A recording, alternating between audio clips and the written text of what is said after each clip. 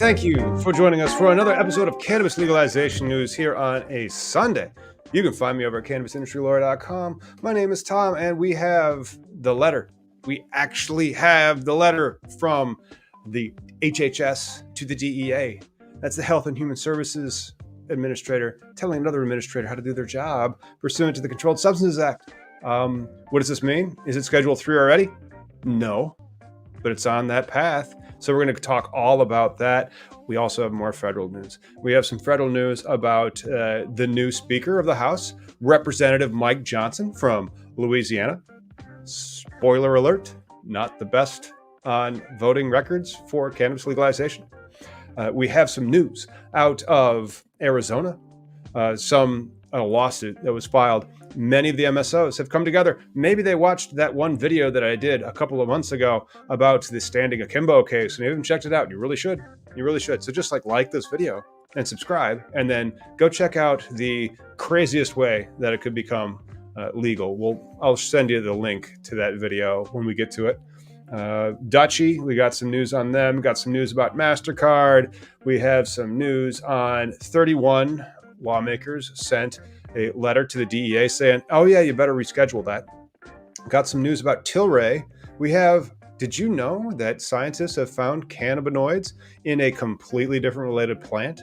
And also we have a Name That Strain that is relevant to Halloween. So thank you for joining us. This is Cannabis Legalization News. Let's bring on Miggy and go over the news of the week that was cannabis legalization for October 29th, 2023. Hey, what's happening? Where are you joining us from? I'm in Port Orford, Oregon. It's a gorgeous day. I'm smoking some garlic mints from local Oregon weed. It's a good smoke. You know, the more we do this, I feel like that Willy Wonka, the one with Gene Wilder, you know, right before they get into the ride, and it's like, right. Come with me and you'll see. like legalization, period, right? Like this whole shit storm going on. It's interesting. So how about that redacted? Don't give away the spoiler before we get to the spoiler, Miggy. This was coming out of Marijuana Moment, but shout out to attorney Matt Zorn. Everybody put in a FOIA, that is a Freedom of Information Act request. Law 360 did, Marijuana Moment did, Marijuana Moment broke the story, attorney Matthew Zorn did. They all asked for this letter that was sent by HHS to the district, the DEA, the Drug Enforcement Agency's lead administrator, Ann Milgram, asking about the 8 factors determinative to control of a substance under 21 USC 8. I think it's supposed to be 811C, not just 811C. That's I think it's an extra space, but whatever.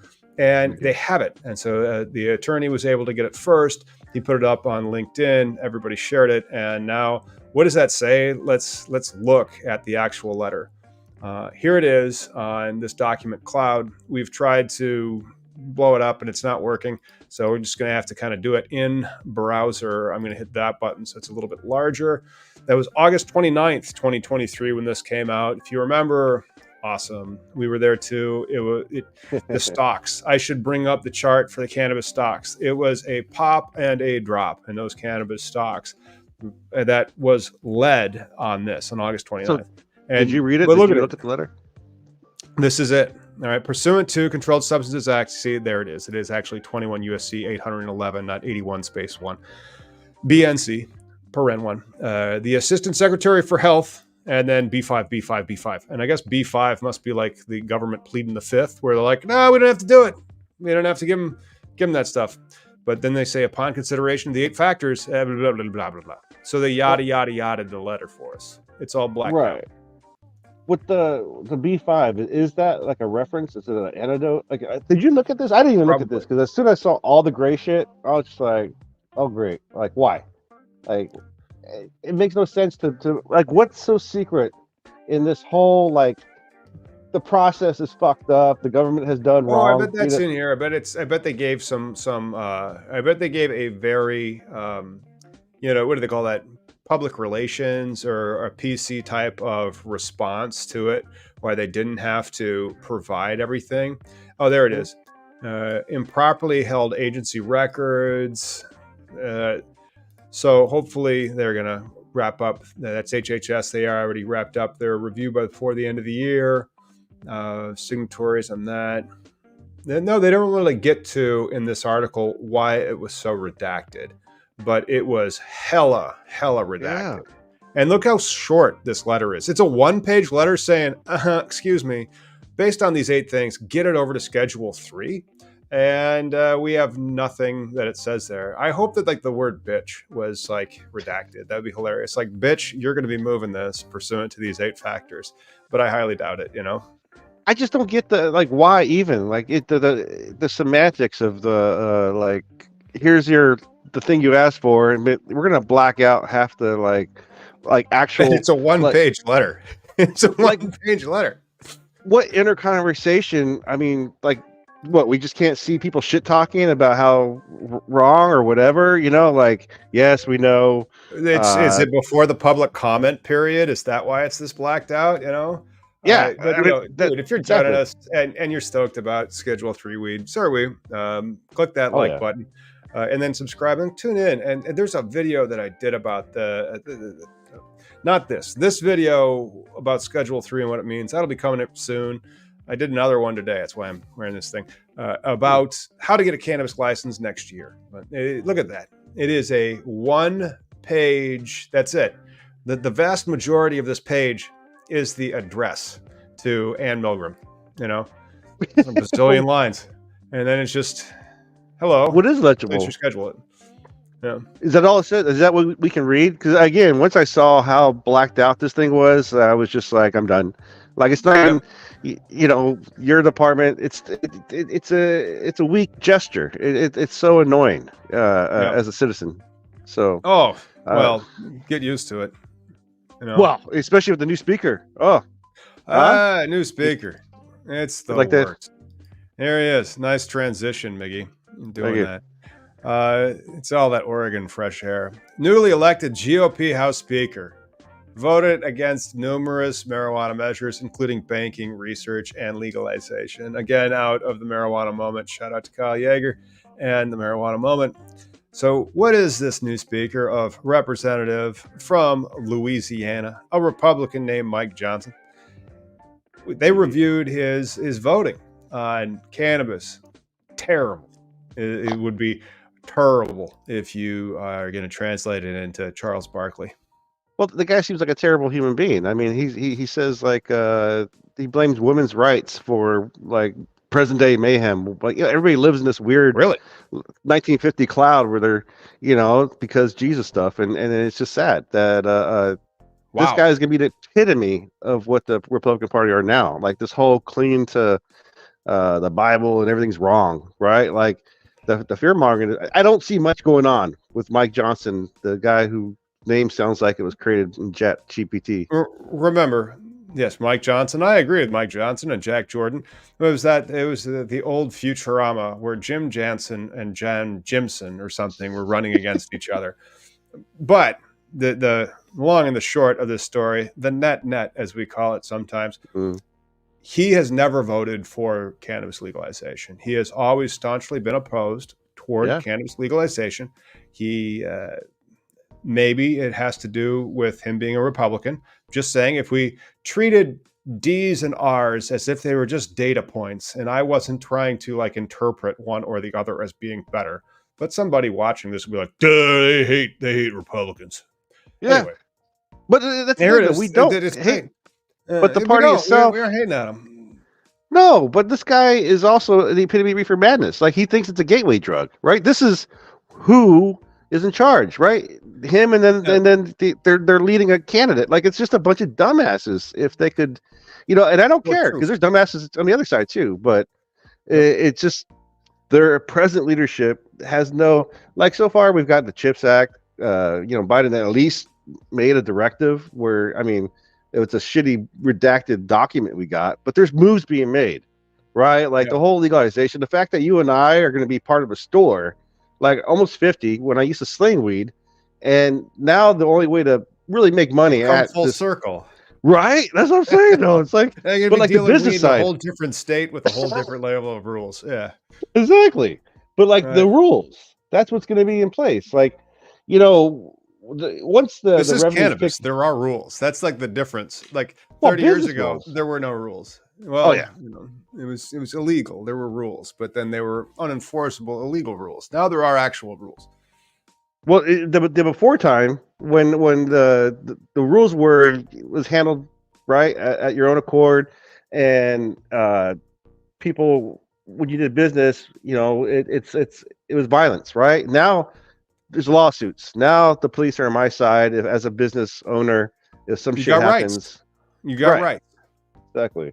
So I mean, this the progress of legalization. That's what is slowly like. And again, I'm in Oregon, another state. I transferred over. I bought some more weed at a store. Like I showed my Sure, it ID. was great. It's Oregon. They have good Yeah, stuff there. and High it's like, quality, low prices. but Oregon everybody weed. should have this. The store, right? Like an option just to like not go to a shady. It's about safe access, not just about the quality of the plant, but also just the how you go through it, get to it. For trues. Hey, do you want to like read one of this ass hats? And again, me calling him an asset has nothing to do with him being a Republican. It has everything to do with this tweet right here. Here it is. He tweeted this. Guess when he tweeted this? It's, at what time, when small businesses are closing daily and Americans continue to lose their job, what's Speaker Pelosi's priority? Unfortunately, it's not securing critical aid. It's marijuana. Her first aid package mentioned marijuana more than jobs. And now this is nonsense. That was a tweet, hopefully actually made by him and not AI like our show descriptions are. But it was Democrat priorities, legalizing marijuana, Tiger King bill. So there's a hint about when this might have been. Small business assistance and bipartisan COVID-19 relief did not appear. This was about 3 years ago, December 1st, 2020. Do you think his priorities on weed have changed since he was using it as a pejorative? No. And again, this is the kind of person who's more worried about what goes on in your bedroom than anything else, right? Like fundamental rights are not a thing for these people, even though I just find it ironic that the people who talk about love thy neighbor are like the opposite of, because marijuana is jobs, marijuana is healthcare, Yeah, marijuana it is always like strikes me as funny that the Republicans are the ones that do not want abortions, and then as soon as you're born, they just treat you like shit. They just treat you like shit. It's like, you have to be born. You're fucked. got bootstraps. You gotta get up bootstraps. Well, it's like my kids, they all turn, 18 now, and it's like, the world thinks that all of a sudden you're an adult. You can do things, and it's hard, man, unless you got real support and people. But cash flow. yeah, That's what we're trying to get in 2024. It is the year of cash flow. And anyway, getting into Speaker candidate Johnson. Now he's no longer Speaker candidate, Speaker Johnson, and his voting record on cannabis legalization. We got some NVs, which are the best.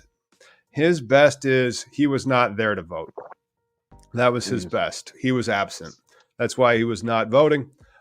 Remove protections for universities that study marijuana. Yes, in 2021. Remove restrictions on research and supporting legalization. No. Remove restrictions on research and supporting legalization. No. He's voted no on that twice. Ease marijuana restriction barriers in 2022. No. And again, we are not saying vote Democrat. We are saying that don't vote for this guy. That's what we're saying.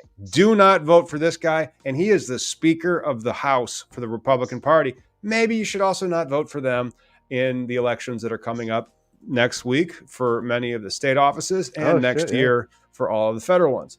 Marijuana banking. No. Legalize. No. Or not vote. Just, I was at the dentist, let's say.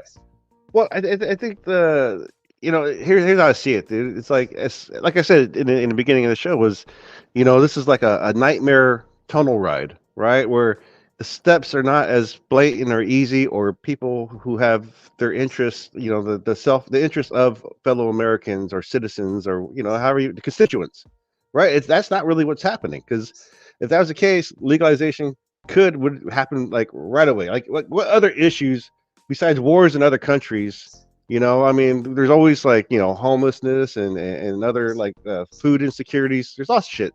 But the great injustice is legalization, like science and the law, right? Like when we get the store and once I get revenues coming in, I really hope to start doing like a Cal lab. I like to make more content on the actual, like the science of the measurement, because that's what I do for a living on the electrical side. So I think, that's how kind of like you and I kind of meet, where you got the law side and I, the understanding side, the actual sciencey type stuff.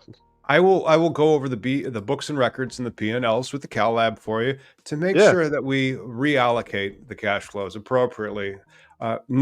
Present value calculations will be involved. Maybe are also involved in this story out of Beard Bros. Shout out to Beard Bros. Tell them to come on the podcast, by the way.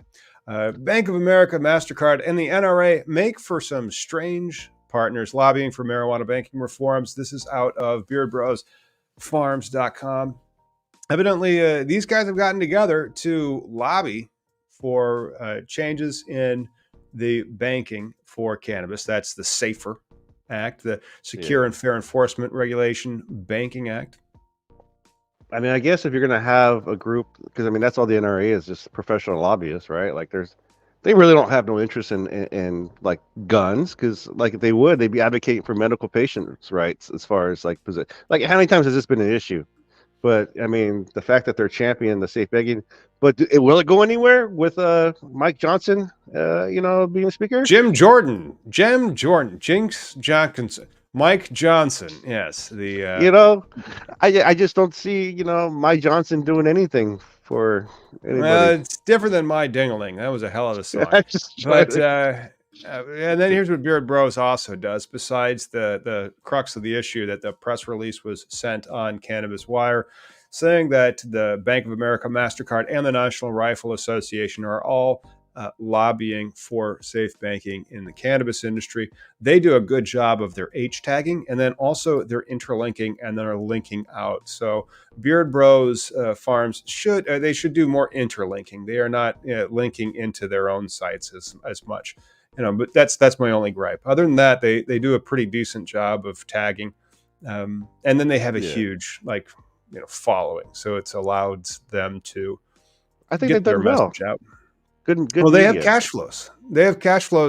And so like they own dispensaries. So like just how we have cash flows and we have Cannabis Legalization News.com, maybe one day we could use that to create cannabis legalization, and we could then cite to our own website on the show. Right. And but the time. It's about that time, which means that you guys have joined us for 20 minutes. Thank you so much. We really do appreciate it. Subscribe to the channel if you haven't, because we have some new videos coming out and you might want to see them, and you might want to get in this industry. Here is a break by our sponsor.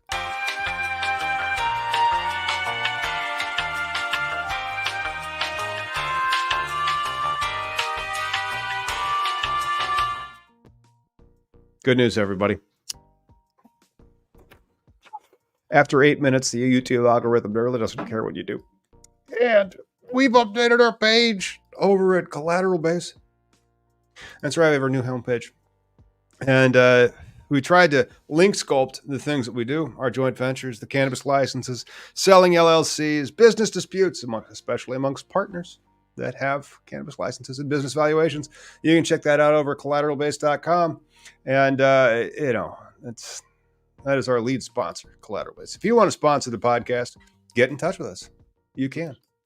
Meggie, you hit a button. Yeah, I'm on my phone, so I'm trying to figure out so I can see the chat sometime. I can only do one thing at a time.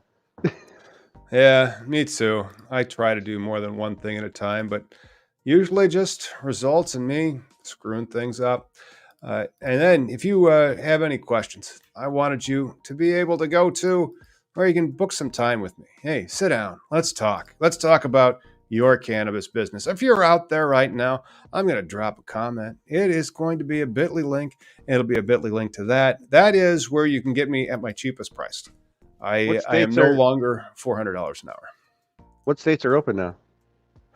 Currently, we are serving Maryland. We're serving New York. New Jersey's still open. we are eagerly waiting for Missouri and Illinois' next round.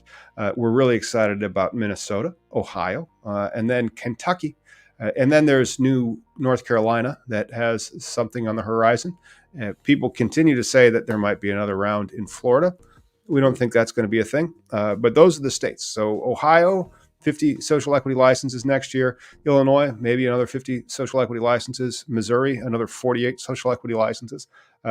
Minnesota is going to take pretty much the whole year to study, which is really, really cool. But that should be a limited market state. There's an election coming up. We'll see if Virginia finally gets back into the fray because they got yunkined. And that's the bad thing about that. Don't forget Kentucky and Ohio. You know, we got these coming up. Ohio's got two things. It's got women's rights and weed. So I hope those people show up.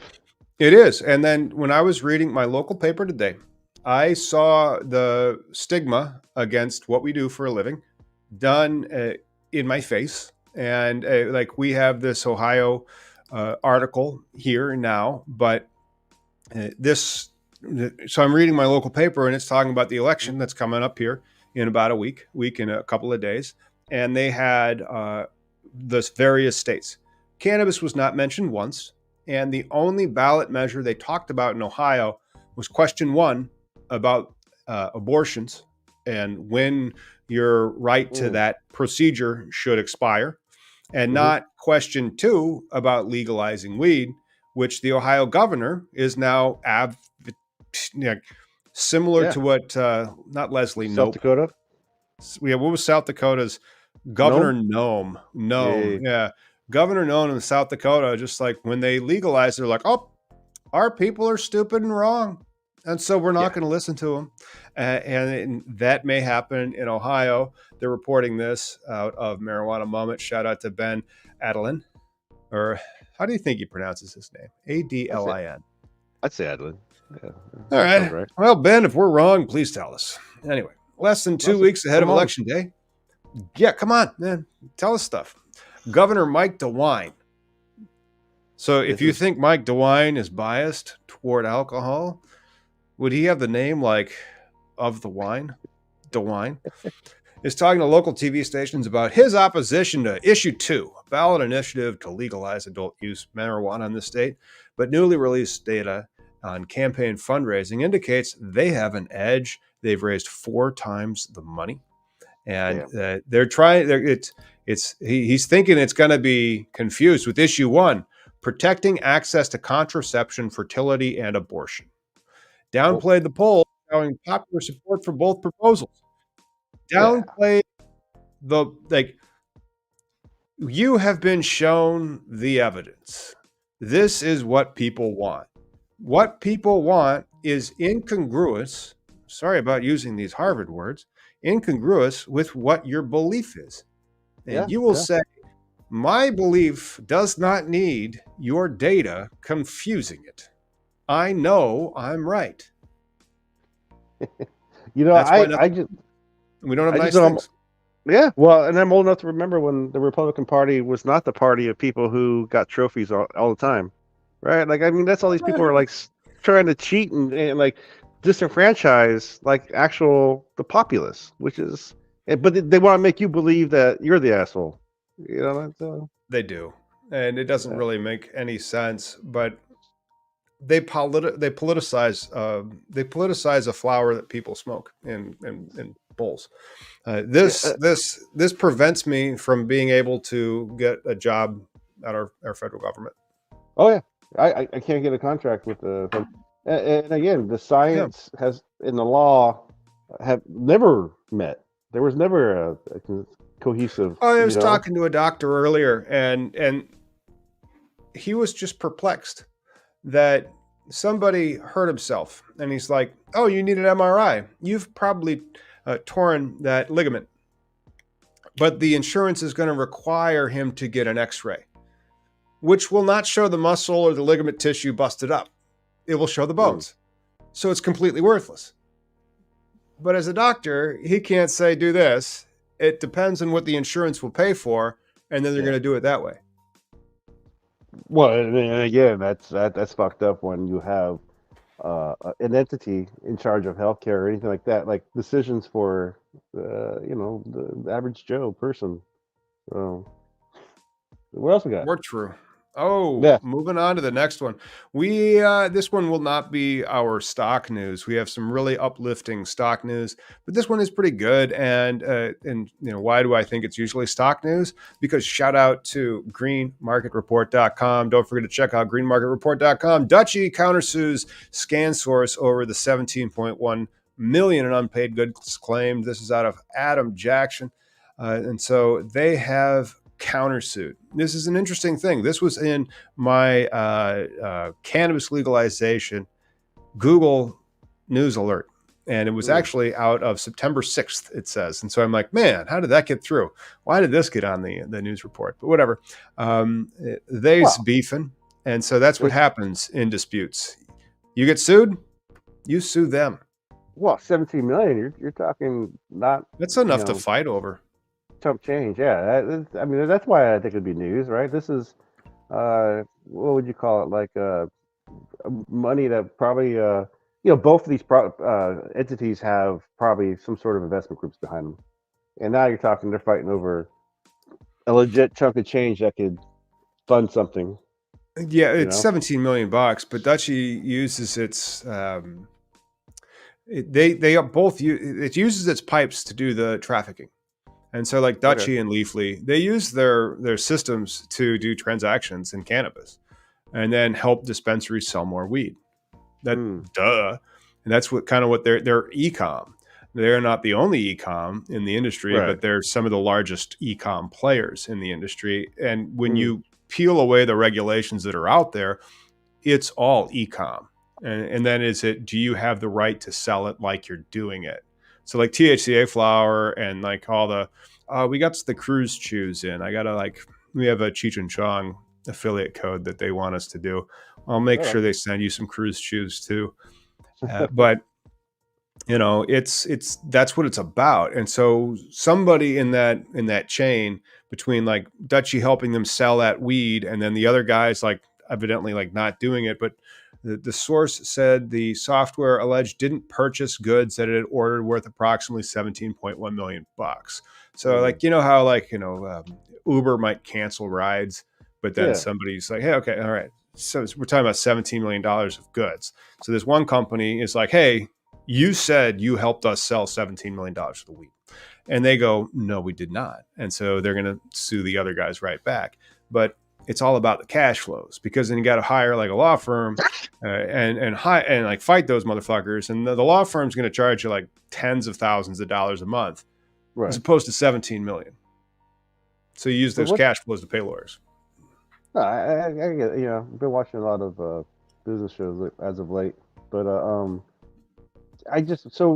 mean, how do you get to that point if it's product they're buying, right? Like, it's funny in the legacy market and then in business market, there's always like a word that you can use like that makes like legit business. So, like in the traditional market, you call it a front, but in real business, it can be consignment, right? Like, but in lawsuits, it's called allegations.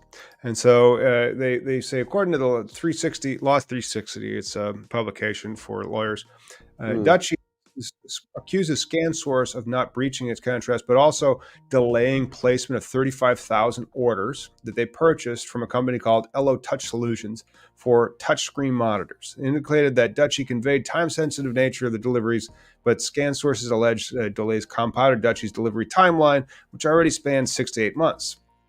And then they said they requested a 12% annual interest rate on a multi-million-dollar order, but Dutchie refused that claim, saying such terms were never originally agreed upon. This could all be bullshit. This could all be a company that didn't have any money, that still doesn't have any money, trying to still get out of paying for services that they've taken.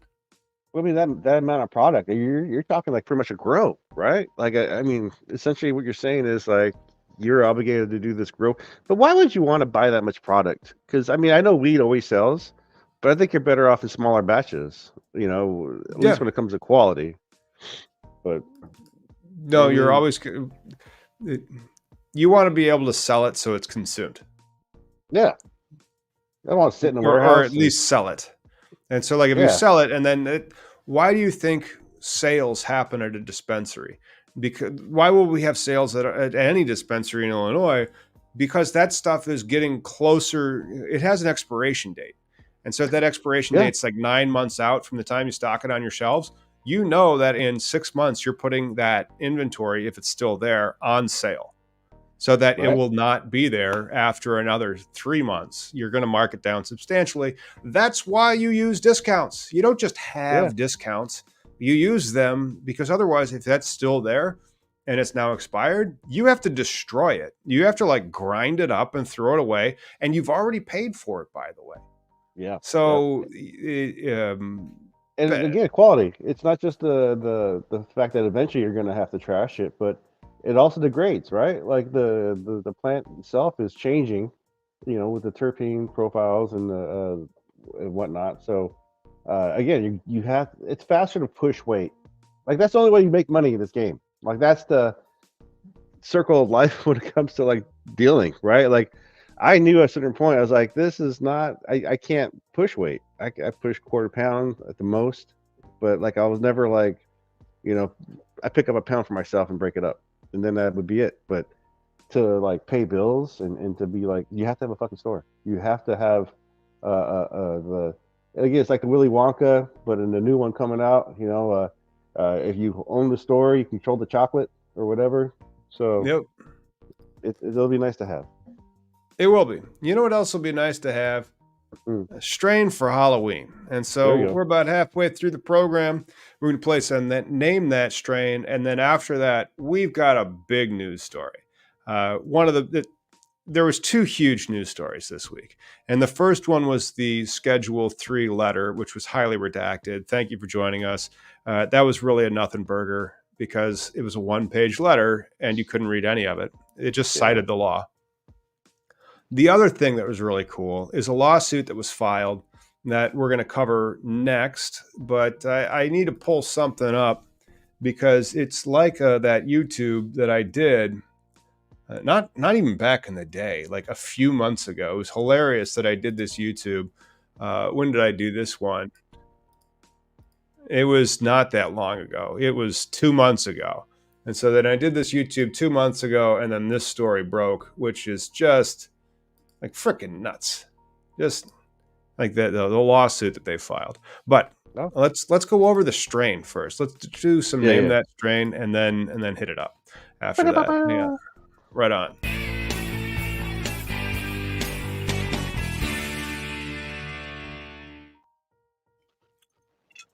Doesn't that look good, everybody? That Whoa. would say when Bob Hope was doing those USO tours back in the 40s and 50s and shit. This is who we're fighting for, boys. Right there. Very fuzzy. Yeah, that is a well manicured, not fucked up at all nugget with some pretty decent red hair. And those red hairs may portend, Harvard verb, about what the name of this strain is. And as a result, hellfire is kind of a clue. Oh, shit. I've done that again. But that's another huge clue. And so it's OG Kush crossed with SF OG Kush. This is a Halloween strain.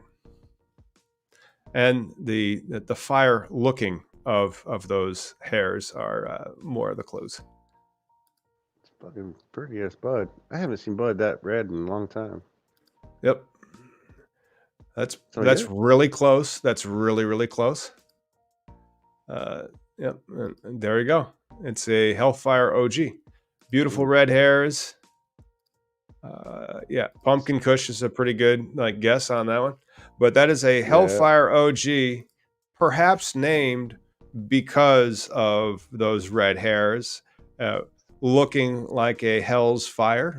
You can. Doesn't it kind of resemble a fire?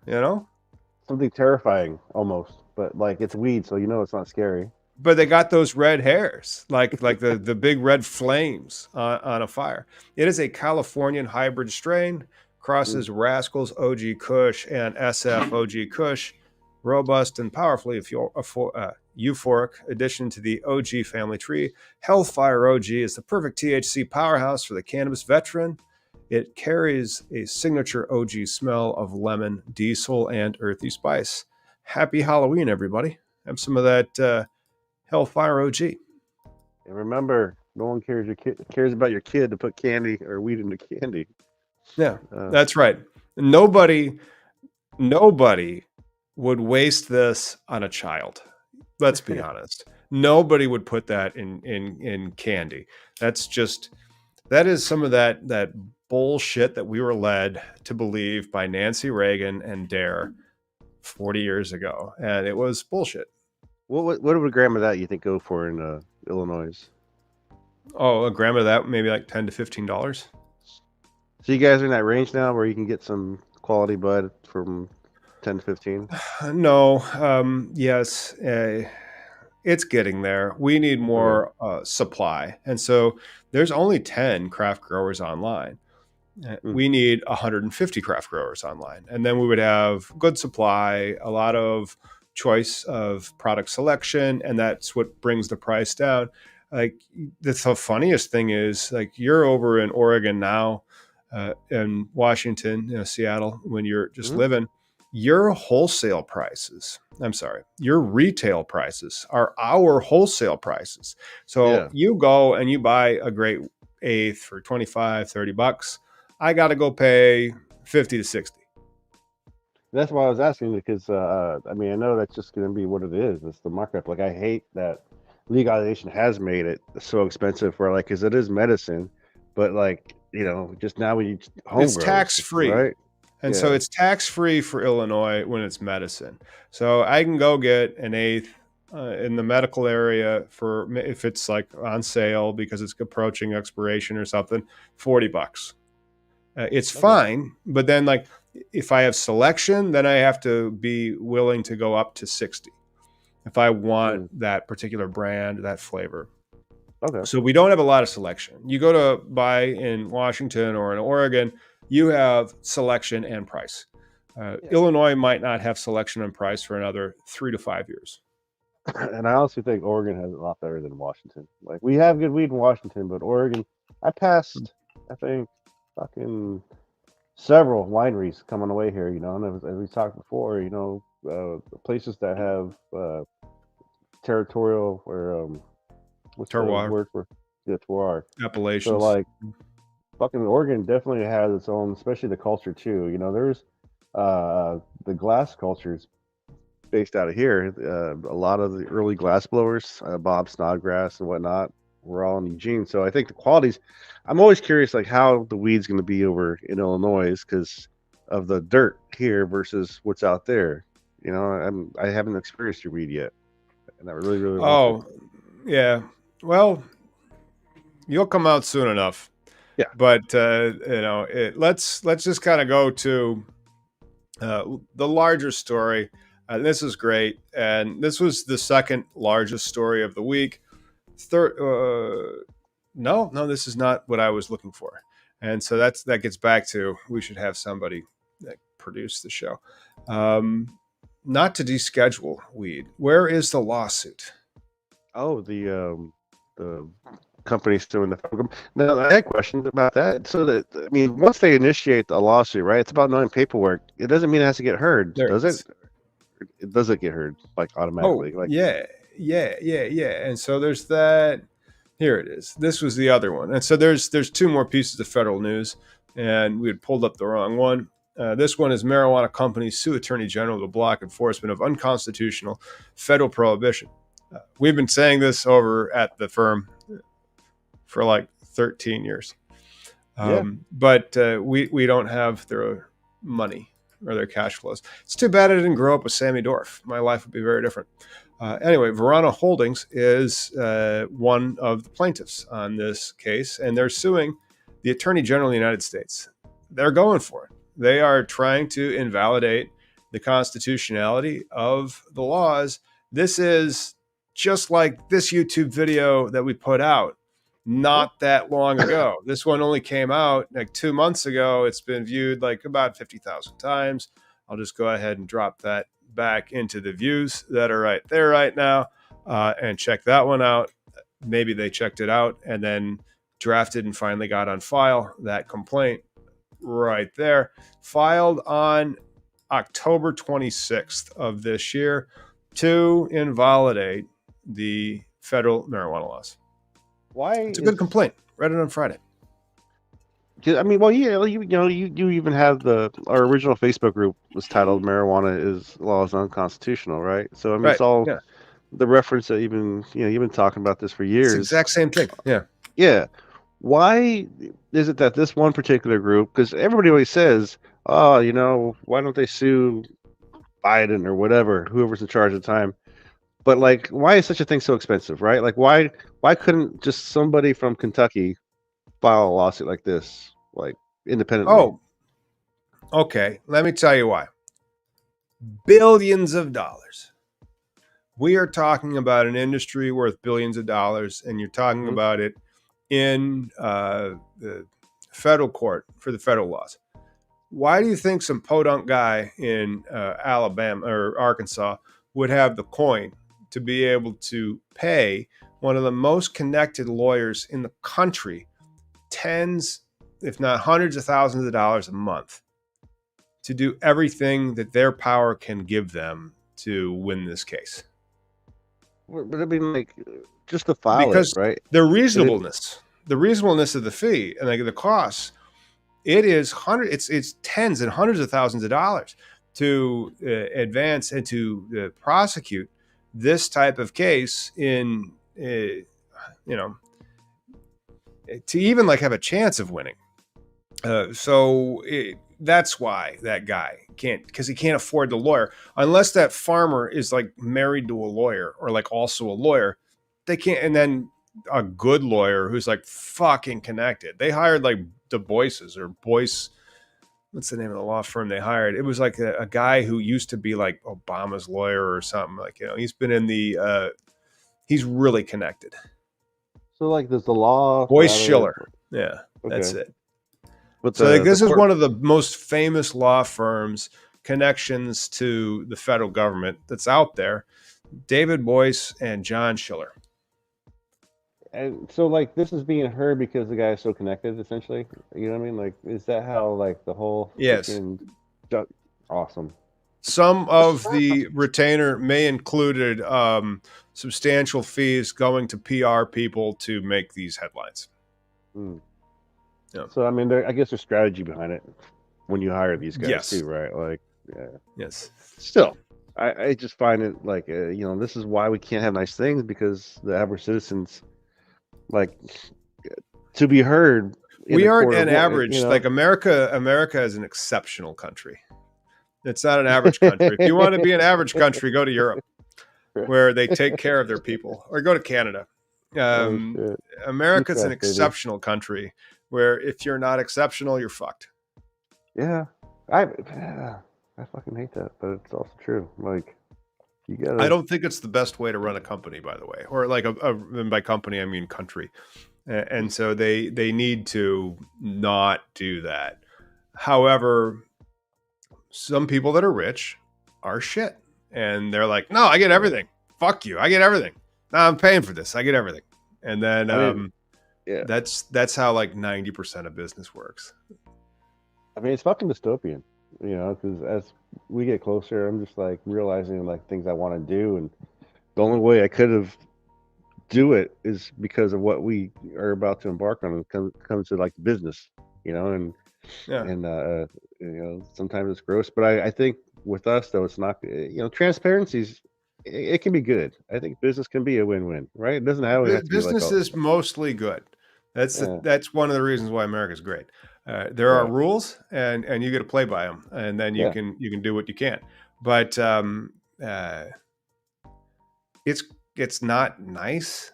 There's there's incentive to subvert truth. There's an incentive to like have a brand experience. There's all these types of things that you want, because you want to protect the cash flows.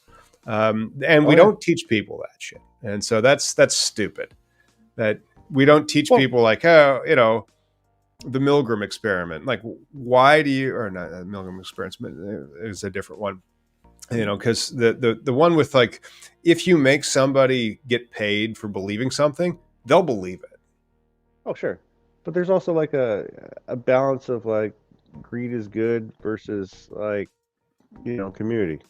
And I think that's where everybody needs to try and find that line. But did I freeze or you freeze? Oh no. No, I didn't freeze. I was reading the complaint. Right And so they have various like areas of the complaint, but then they just have claims for relief and Constitution Article 1 and Amendment 9 and 10. That's interesting. I would have thrown in like a 14, but whatever. And then also a 5. So is it going to be heard then? Is it actually going to be something No, they're that? going to file a motion to dismiss. The states will Okay. like, this is how litigation works. Here's my complaint, bitch.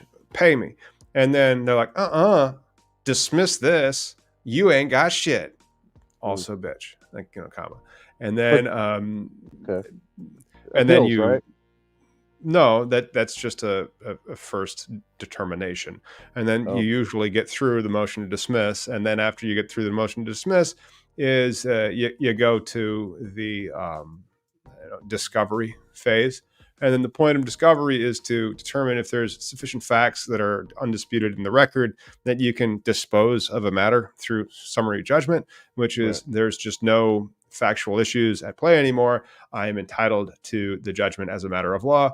The easiest to prove on this typically is loaning money. So if you get loaned money and you don't dispute that you were loaned the money, it's quite easy to then say, all right, well, you owe this guy X amount of dollars, and you can take care of that in summary judgment. But let's say it was medical malpractice, and there are numerous factors to determine whether or not what that doctor did was not within the standard of care. And so that's something that would go to a jury and is very fact intensive based on testimonies and experts and all that. And so that would never settle through motion for summary judgment. Motion for summary judgment is there's this piece of law out there that just takes care of this, or these facts that are undisputed that, as applied to this matter of law, takes care of this. And then that's how kind of litigation works. But, Americans don't know that. They don't. Well, that's the thing. That's why there's so many lawyer jokes out there. But also, this is the second lawsuit suing an AG. So because remember the first one was the one with the football player and the little girl, and I think that got dropped because they were suing Pete Sessions, and then he was no longer AG, or right? I don't. No, I don't know what you're talking about. Yeah, I don't recall that one. Yeah. There was another attempt to sue, the attorney general. But my question is, can this lawsuits actually do anything? Can they actually create results that help people? It wouldn't legalize it per se, but this would. This might actually legalize it quicker than Schedule III, because the Schedule III might take a few more years. And as like a business owner, I'm like, well. When do we not have to worry about IRC 280E? When does it actually take effect? Because the taxes are very often there's substance over form, which really only comes up in tax law. And so if the substance of the matter is that we're in Schedule III, why are you going to say that we need to pay you? You knew, and because it's not effective, is that it? But then if something's effective immediately, it would be effective upon a court opinion being issued that says that this is unconstitutional. And then you don't have to pay that tax. But then if it's through a rulemaking process, would we not have to pay that tax until those rules become effective, 2 years in the future? And then it's like the tax regulators don't want us to do some chicanery with corporate formation to try to pass the buck of where the tax should actually fall. Then why are they allowed to do it through the rulemaking process? I mean, it's called substance over form. If the form of it is that it's Schedule III, why do you care about the substance if the rules don't become effective for another 12 months? Why are you going to double tax us now and make us pay taxes on gross profits as opposed to net revenue? And then this is kind of like the gray area of business, right? Like as when I used to be a traveling tech, I serviced a company that actually makes topical liquid cocaine, right? And I Yeah. imagine like this horrible drug, or everything about the process would be like people get written off and treated like a regular business, right? Like an investment that like any business. But cannabis is not that, right? Whether it be the grower who gets screwed or like the shops, the store will have more rights than a grower, right? Like as far as like write-offs go when it comes to like the employees or whatnot. The growers have a lot more rights to the write-offs because Really? of this thing. Um, it is COGS, and so your cost of goods sold. So you can't, if you're making the product, a lot of your costs are to go toward that making of the product. If you're Right. selling the product, if you're doing the retail sales of it, then you're just trafficking. And so that's the way that IRC 280E works. It's not on the cost of the goods, the inventory that you're making. And so there's some very aggressive tax allocation strategies. I can't remember the provision of the IRC right now. I'd have to look at my notes. But there's ways that you can stack inventory to try to get around IRC 280E. Or like, what if we took our profit distributions as a royalty? We lended our likeness to that dispensary. That's why it did well. And so we don't book it as profits. We book it as a royalty payment. Oh, I see. Right. There's all of these types of silly chicanery things. And they kind of have that like in the lawsuit, Hmm. I love these types of allegations, the but for allegations. But Hmm. for this, that would not have happened. And so like Okay. but for the CSA, plaintiffs would have access to the full range of financial services available to other manufacturers and distributors in the United States. Same thing, but for the CSA, plaintiffs would not have to Hmm. resort to this type of tax shenanigans to avoid trafficking in a controlled substance or a Schedule 1 controlled substance, which is the funniest thing because weed is not a drug. A There you go. drug is like caffeine. The coffee bean is not a drug. You don't. We're talking about cocaine, Mm. right? Cocaine Schedule Yeah. 2. That is not the coca plant. Is coca? Is the coca plant Schedule 2? Is the coca plant scheduled? Is I it? don't know. That's a I don't good think the question. coca plant's scheduled. So there you I go. mean, So why is the plant Schedule 1? Why is it mm. scheduled at all? It's a plant. And then regulate the cannabinoids like you're talking with the hemp act. Because then that's a drug. Now we're Yeah. talking about a drug. We're talking about you take the coca leaf, you make a cocaine. You take the cannabis flower, you extract it, and you make a vape cartridge or something like that. An extract. You process it so Yep. that it is the drug. Now you have more of a Schedule 3 substance, but it's just cannabis sativa L. But how would you categorize the little flower then for consumption purposes? Like, I mean, now as I a put it in drug. the ATF, the alcohol, tobacco, and firearms, and explosives. I would say Yeah. it is a taxed plant. And so this plant is going to, and then with alcohol, now this is not alcohol, by the way. This is a little secret. Unless you're in Minnesota, then it's not. Then it's just some trail magic. And so if you have not been to Minnesota for drinkables, you should. But Minnesota has the best drinkable cannabis platform in the country. And this is one of those. It is made at the largest cider factory in the Twin Cities, and they call it Trail Magic. And it's the only one Nice. that is not ridiculously expensive. And so you can get this one's 5 milligrams. It's supposed to taste like a margarita. No alcohol, just 5 milligrams of THC, $3.85 delivered to your house. And you get a good experience from it. Good feeling. Good. Oh, it's great. Yeah. Yeah. Right on. So I got a question then. Everybody out there, is cannabis a fruit or a vegetable? Neither. It's kind of like it's a flower. It's not a fruit What? or a vegetable. Like, So be a do we flower then, I eat other guess. flowers? Well, think about it. Like you can go to an Italian restaurant and sometimes get like a zucchini blossom filled with like cheese, you know? And so is that zucchini blossom? It's a flower. And so it's closer to a vegetable because it's just like eating leaves, like a salad. Yeah. You know? Yeah. No, I totally get it. I was just, it occurred to me when we're talking about the plant. Yep. Frustrated fruit somebody put out. Frustrated fruits. Speaking of frustrated fruits, 31 members of the House sent a bipartisan letter over to the DEA as it contemplates its scheduling review. Again, out of Marijuana Moment. The letter is at the bottom.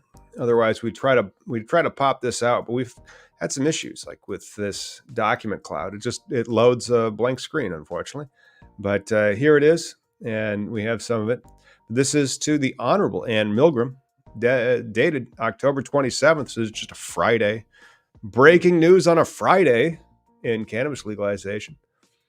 38 states have enacted medical, 23 through decriminalization of adult use. Go ahead. What's the question, Mickey? I fucking forget. He is in Oregon, by the way. It's a wonderful place. I've been smoking for a while too. So. Right. I like this part of the letter. The decision to schedule marijuana was rooted in stigma. I'm not sure if I would have used a passive tense of whatever. In stigma rather than an evidence-based process, and it is time to fully remedy this wrong. I would revise that sentence substantially. Moving marijuana to Schedule III would be an important step in the right direction, but it is not sufficient. I would have also revised that to say insufficient to correct the wrongs of federal prohibition, and then I would not have put or to, and meaningfully address the federally stage gap on cannabis policy, federal to state gap on it. But yeah, the argument. Stigma firmly rooted the decision to schedule marijuana. Activate the positive. Read what was Strunk and White? Do you remember Strunk and White? Elements of Style. Did you ever read that book? I do. Yeah. I have that. Yeah. No, but the damn congressman didn't. Yeah. I mean, I get the arguments, but it's like Groundhog Day, man. It's like, we've been doing this. I've been knowing you for over almost 10, 11, 15 years. There. It's 15 shit, man. It's getting on 15. Yep. Hey, at least we finally got a dispensary. I mean, there's so much progress, dude. Opposed to it should be tomorrow. In theory, tomorrow we should get an email from the regulators. Oh, sweet. And they had a 60-day review period. That 60-day review period expired yesterday, which of course was a Saturday. So when it falls on a Saturday, I'm assuming the next business day, which is tomorrow. Let's hope, fingers crossed, we get an email from RSM. It is a accounting firm that stands for Really Still McGladry, and that should come tomorrow. Or I'll email Vaughn over at the state. Sounds like a plan. That's what we got. We got plans over here, man. Yes. Hey, speaking of who else have plans, we have a good one. This one is a positive stock news, even though our positive stock news are few and far between.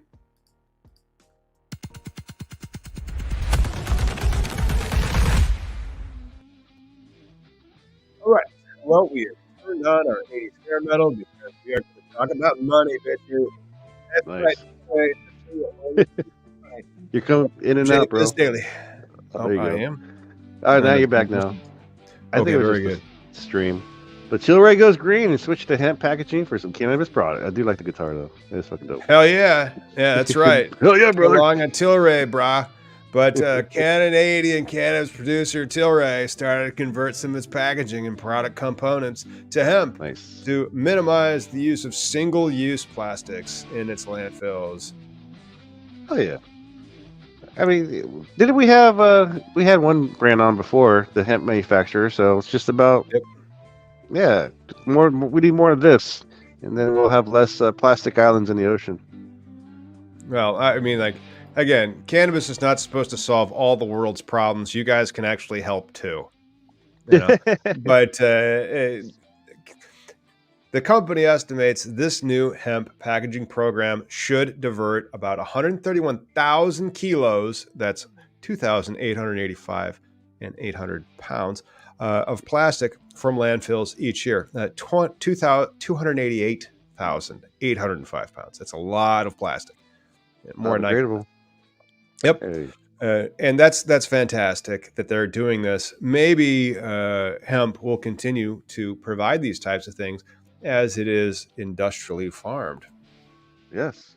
I mean, we can only hope, right? And then I know, like Africa, they got a huge hemp industry too. So, we just need more people to use the, to invest into it, to manufacture. Do you know what synthetic biology is?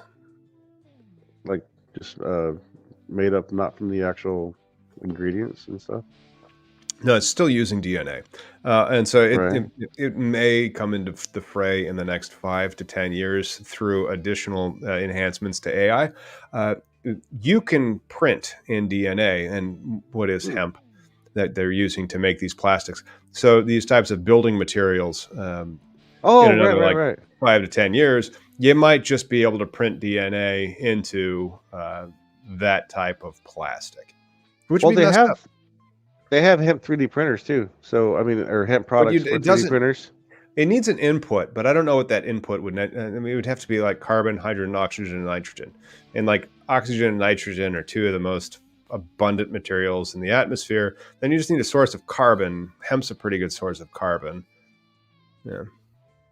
Feeling good from that drink, huh? It's called Trail Magic. We are not getting paid by them at all. I paid them. Yeah. Right on. Yeah. The next thing we have is shit that we weren't expecting. And if you were not expecting this, please do tune in. We'll move it up to, how about that one? And shit we were not expecting.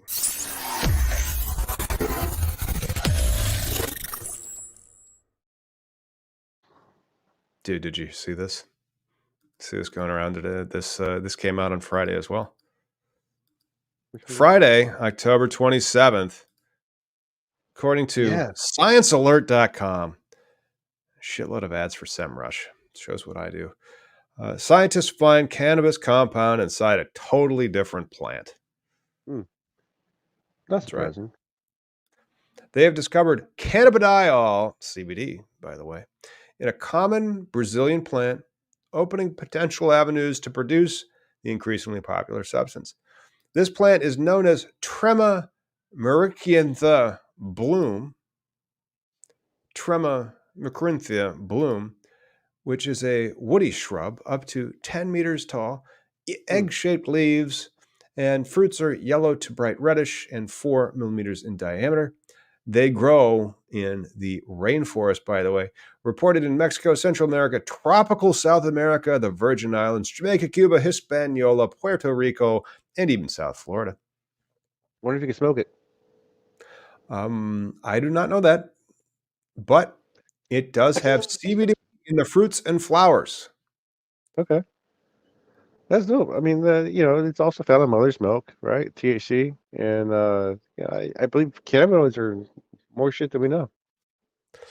Well, according to this, Trema, this might be the, like, how they find herbs and then suddenly it's the go-to herb the next year. So everybody will be buying Trema, which is going to have so much CBD on Amazon, and hopefully it doesn't kill you, but we'll find out. Right? Or it's just like that one story that came out with the some new THC or new cannabis strain that they found in like California that's now on the market again. Did you see that one? Really? I did. It was like I mean, it's like the supposed strain was lost for 50 years or some shit. I mean, I don't really know too much about the lore. When I saw the headline, I was like, there's not much really that like that one weed that, puts you on the couch for 2 days and then like it's all hype. Oh shit, a hummingbird just smacked the window. Oh. That is adorable. There are literally hummingbirds behind Miggy. I'm gonna have to hang on. Yeah. You can see behind Miggy right there to his upper left. Hummingbirds are eating sugar, what it appears to be sugar. Yeah, they're going to town. But I think that's our show for the week. Yes. Hopefully you guys have enjoyed hanging out with us. Thank you so much. If you guys need anything, do go on over to CannabisIndustryLawyer.com. We'd love to be able to help you out. And if you want to catch up with us, come to MJ Biz Con. We will be there in about a month. MJ BizCon. Catch up with Niggy and I. We'll talk about these merry little hummingbirds that he saw. Yeah, hopefully this guy's okay. I think he's up. He's alive. It's all good. Clean your bong water. Clean your bong water, everybody. And don't forget to tune into the next video. Oh. We'll see you next week. Maybe we'll have a guest. If you want to be a guest, hit us up.